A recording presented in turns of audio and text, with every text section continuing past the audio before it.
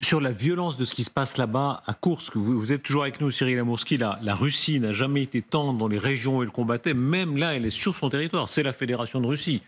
Et on va voir beaucoup plus tard dans l'émission des images qui montrent qu'elle frappe fort, même dans les villages qui sont des villages russes. Complètement.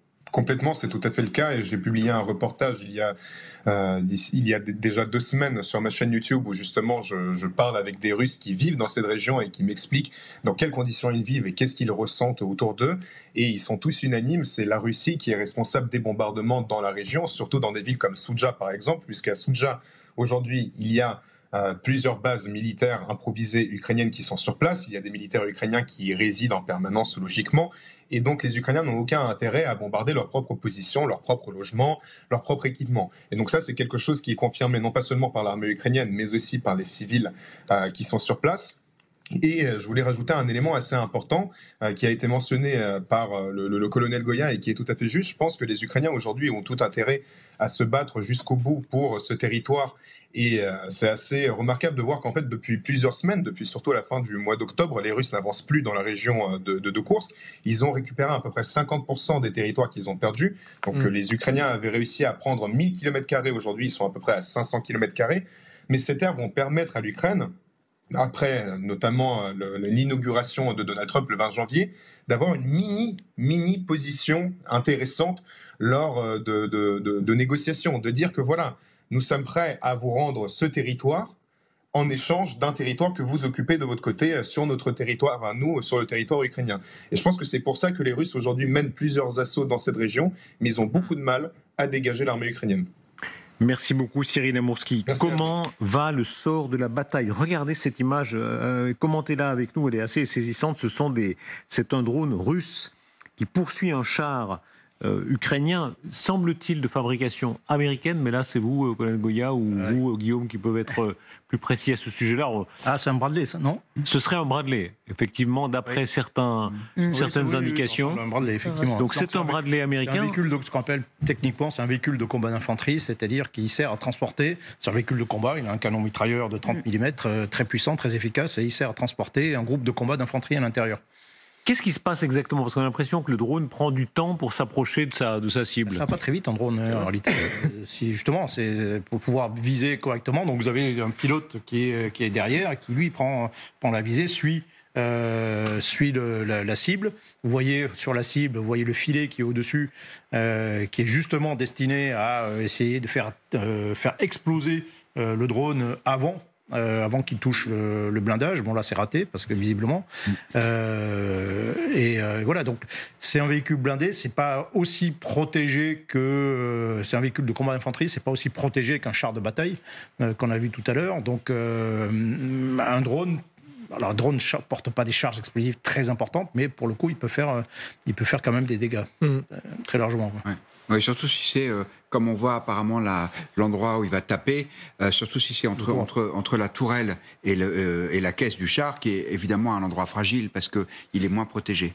Sur le déroulement de la guerre, je suis frappé de ce côté guerre à l'unité, c'est-à-dire c'est pas un front, c'est pas, en tout cas là, c'est pas deux armées qui s'affrontent, c'est vraiment une guerre à l'unité où on va chasser char par char, parfois on a vu souvent fantassin par fantassin. Les drones permettent cela. Ça dépend des endroits. On a aussi vu des combats, alors pas des combats en face à face, mais on a quand même des combats de tranchées. Bien sûr, mais je veux dire souvent ça se livre comme ça. Il y a de tout dans cette guerre. Il y a les drones, on est à la fin, la pointe du XXIe siècle et puis le début du XXe siècle. Et c'est ça qui est tellement extraordinaire. Je pense que les historiens de guerre, comme le colonel Goya, vont pouvoir écrire des kilomètres de livres d'histoire militaire, parce que ça se déroule sous nos yeux. Là, il y a une révolution complète dans l'art. Alors, je déteste dire l'art de la guerre, parce que je trouve que c'est pas un art, c'est plutôt... l'art, c'est censé être moins esthétiquement agréable, mais bon, on va dire l'art de la guerre. Et voilà, donc ces drones qui vont faire chercher un par un la cible, c'est nouveau. C'est comme des snipers qui se multiplieraient à des attention à l'effet loupe des drones, c'est-à-dire qu'effectivement on a une caméra, donc on a tendance à exagérer sans doute l'emploi des drones parce que c'est ce que l'on voit. Il y a plein de choses qu'on ne voit pas et qui sont très importantes. Et ensuite, oui, c'est un coup, une cible. Donc on a tendance à avoir une vision très fragmentée des combats. Mais d'une manière générale, bien comprendre aussi on compare souvent ça à la Première Guerre mondiale. C'est la longueur du front fait à peu près la longueur du front de la Première Guerre mondiale en France, de la Belgique à la Suisse, mais avec des armées qui sont 10 fois moins importantes en volume qu'en 1916. Et donc la densité des forces n'est pas très importante. C'est pour ça qu'on voit beaucoup de vides aussi. Et donc on voit des combats. Alors là, c'est la région de Koursk, donc c'est pas encore très retranché. C'est des grandes plaines. Donc il y a beaucoup de vide et effectivement de temps en temps on voit des combattants, on voit des pièces d'artillerie. C'est l'artillerie qui fait le plus de pertes. L'arme principale de cette guerre, c'est l'artillerie. On va commenter dans quelques instants la phrase de Trump qui a été beaucoup commentée, qui est ressentie comme insultante par beaucoup d'Ukrainiens quand il dit ce sont des morts absurdes. Est-ce que ça correspond à ce que vous voyez ou est-ce que vous trouvez ici que Trump, lui, est absurde dans son commentaire? Non, Trump est absurde dans son commentaire, bien sûr. Les morts ukrainiens ne sont pas absurdes. Pour l'Ukraine, c'est une guerre qui est existentielle. Si l'Ukraine arrête la guerre, c'est la fin de l'Ukraine. Si la Russie arrête la guerre, c'est la fin de la guerre. Cette guerre, elle a beaucoup de sens pour des Ukrainiens et des Ukrainiennes qui défendent leurs frères, qui défendent leurs terres. Et donc, évidemment que mourir parce que des Russes, par la volonté de Vladimir Poutine, essaient de s'emparer de votre pays. On peut toujours parler du caractère absurde de la chose, etc. Mais non, ça n'est pas du tout absurde ce que les Ukrainiens essayent désespérément de faire avec les piètres moyens qui leur sont alloués. Guillaume. Absurde, ça voudrait dire qu'il n'a pas de sens. Or, qu'est-ce que font les Ukrainiens? Ils défendent leur territoire. Donc je pense qu'il n'y a pas de mort plus signifiante que celle-là. D'autant que l'essentiel des morts et des blessés ukrainiens sont des militaires, ce sont des soldats. Les villes, bien sûr, il y a des frappes sur les villes et on les relaye ici, et ce sont des images toujours très spectaculaires, mais l'essentiel des pertes, elle est là. Moi, ce qui m'inquiète dans cette phrase de Trump, c'est ce que ça sous-entend. C'est-à-dire, pourquoi ces morts sont absurdes? Parce que l'Ukraine ne peut pas gagner cette guerre. Et que donc, il serait en quelque sorte mort pour rien. Et je crois que c'est ça le sous-titre. Et c'est ça qui, pour le coup, a une signification, en tout cas de Trump, parce que ça prépare une volte-face de l'attitude américaine vis-à-vis de ce conflit. Je lis ce qu'il dit parce qu'il est très sévère à la fois sur les Ukrainiens et sur la Russie. Il tape sur l'un et sur l'autre. La Russie et l'Iran sont affaiblis en ce moment. L'un à cause de l'Ukraine et une mauvaise économie. Il pointe la mauvaise économie de la Russie. L'autre à cause d'Israël et de son succès au combat. Zelensky et l'Ukraine aimeraient conclure un accord et mettre fin à cette folie. Ils ont de manière absurde, c'est sa formule, perdu 400 000 soldats et beaucoup plus de civils. Il devrait y avoir un cessez-le-feu immédiat et les négociations devraient commencer. D'abord, je crois qu'il utilise en anglais l'adverbe ridiculously. Comment est-ce que vous traduisez exactement? Parce qu'on avait de la peine.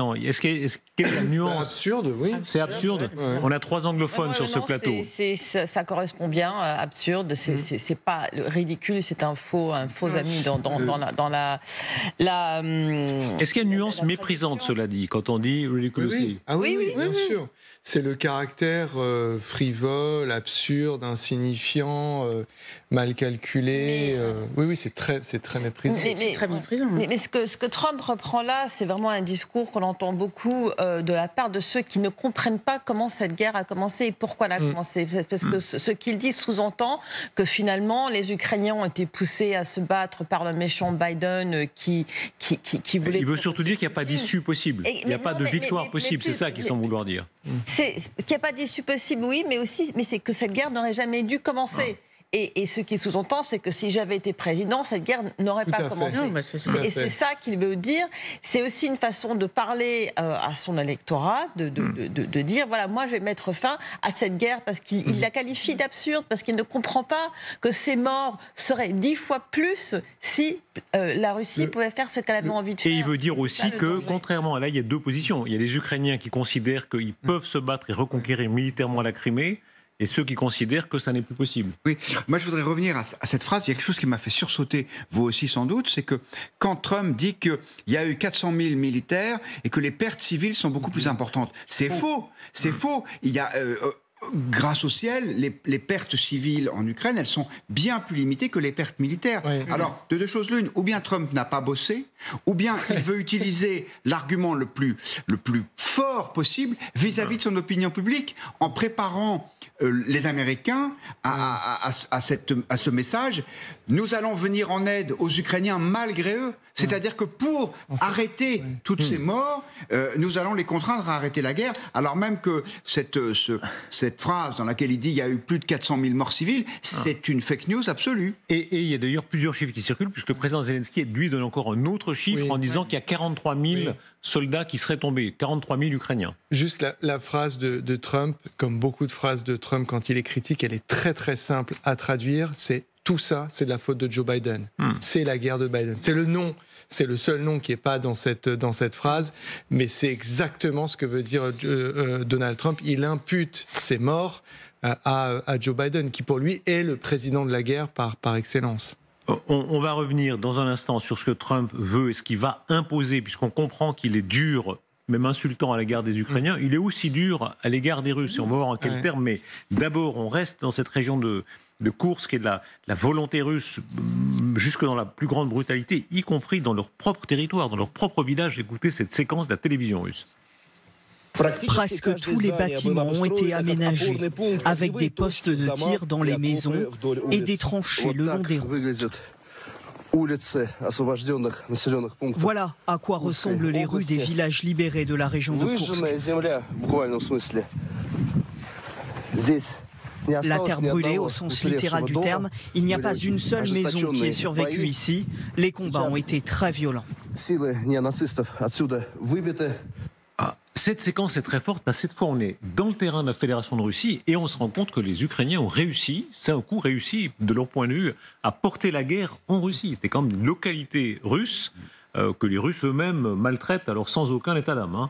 Non, bien sûr, et ça faisait partie des objectifs de Zelensky. Il l'a toujours dit, on l'a beaucoup dit, il a commencé par le faire avec les drones, c'était de faire ce qu'il appelle rentrer la guerre à la maison. Et la maison de la guerre, c'est la Russie, c'est-à-dire de faire rentrer dans la conscience collective russe l'idée qu'ils sont en train d'agresser une nation voisine et qu'ils en paieront le prix, qu'ils ne peuvent pas vivre comme si la guerre c'était quelque chose, une simple opération de police lointaine et distante. C'est-à-dire qu'il s'agit de la faire rentrer jusque dans les foyers, et là en l'occurrence les foyers on les voit à l'écran, ils l'ont vécu et ils l'ont subi cette guerre. Et est-ce qu'on peut s'attendre à d'autres surprises de Zelensky? Je ne citerai pas son nom, mais un très grand soutien de l'Ukraine me disait ils vont réussir une surprise. Ne croyez pas qu'ils seront poliment comme à l'Élysée entre Trump et entre M. Trump et M. Macron qui leur ont dit vous ferez comme ça. Non, c'est pas le style Zelensky. Ils sont capables de bousculer leur monde. Oui, et je pense que comme ce sera une surprise, c'est très difficile d'essayer de deviner ce que ce sera. Personne n'avait prévu Koursk. L'opération de Koursk, personne ne l'avait prévu. Mais regardez ce qui s'est passé en 2024. Oui, non, mais je l'avais parlé. Vous l'aviez dit? Oui, c'est incroyable, vrai, je m'en souviens. C'est vrai. Ça fait partie alors la surprise des options possibles. Michel. Non, ça pourrait être. Alors, parmi les options que j'évoquais à l'époque, c'était on pouvait attaquer la Transnistrie, par exemple, en coordination évidemment avec le gouvernement moldave. Ils peuvent à nouveau pénétrer en Russie. La frontière russe, elle n'est toujours pas très bien défendue. Ils peuvent pénétrer dans une autre province. Maintenant, les marges de manœuvre sont quand même malgré tout assez limitées.